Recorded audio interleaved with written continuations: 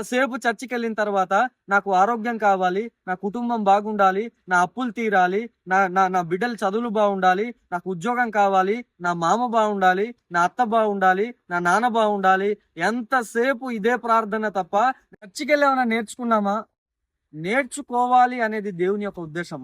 మత్తయి సువార్త 11:29 నా యొద్ద నేర్చుకోండి అన్నాడు దేవుడు. నా యొద్ద నేర్చుకోండి అన్నాడు. నేర్చుకోవాలి అన్నది దేవుని యొక్క ఉద్దేశం. నేర్చుకోవాలి అన్నది దేవుని యొక్క ఆలోచన. అప్పుడు మీకు విశ్రాంతి దొరుకును అని దాని కిందన ఉంటది. మనం నేర్చుకోవటం ద్వారా మనలో ఒక శాంతి కలుగుతుంది, మన మనసులో ఒక నెమ్మది కలుగుతుంది అని ఆ మాటకు అర్థం వస్తుంది. ఏం నేర్చుకుంటున్నాము? చర్చికి వెళ్ళిన తర్వాత ఒక పాట పాడటం నేర్చుకున్నాం, అంతకు మించి మరేం నేర్చుకున్నది లేదు. కడుపులో అక్షర ముక్క ఉండదు. వాక్య సంబంధమైన విషయం ఆ కడుపులో అక్షర ముక్క ఉండదు. దేవుని భయం కడుపులో కొంచెం కూడా ఉండదు. ప్రార్థన ఇక అసలే ఉండదు. ఏమబ్బా నేర్చుకున్నామంటే ఓ పాట పాడడం నేర్చుకున్నాను. ఆ పాట పాడడం నేర్చుకున్న తర్వాత ఒక గర్వం కనబడుతుంది, ఒక అహంకారం కనబడుతుంది. నేనే పెద్ద భక్తి పరుడునని, నేనే పెద్ద భక్తి పరురాలనేటటువంటి గర్వం కనబడుతుంది. కావున నేర్చుకోవాల్సింది ఏంటి అసలు అంటే వాక్యం నేర్చుకోవాలి. నేర్చుకోవాల్సింది ఏంటంటే ప్రార్థన నేర్చుకోవాలి. నేర్చుకోవాల్సింది ఏంటంటే ప్రేమించడం నేర్చుకోవాలి. ఏం నేర్చుకోవాలంటే దేవుని యందు భయము నేర్చుకోవాలి. తర్వాత తగ్గించుకునేటటువంటి మనసును నేర్చుకోవాలి. లేని స్థితిలో ఉండటం నేర్చుకోవాలి.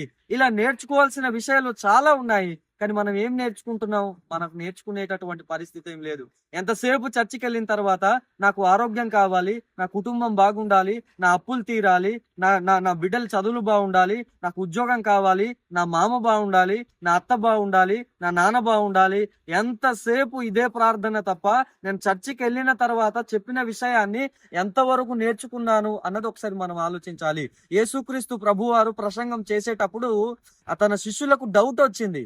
ఏంటి డౌట్ అంటే, లోపలి నుండి వెళ్ళేది బయటకు వచ్చేది మనిషిని అపవిత్రపరుస్తుంది, కానీ బయట నుండి లోపలికి వెళ్ళేది మనిషిని అపవిత్రపరచదు అనేటటువంటి ఒక ప్రసంగం చేసిన తర్వాత శిష్యులు యేసుక్రీస్తు ప్రభువారి ఇంటికి వచ్చిన తర్వాత శిష్యుడు ఆయనను అడగటం జరిగింది.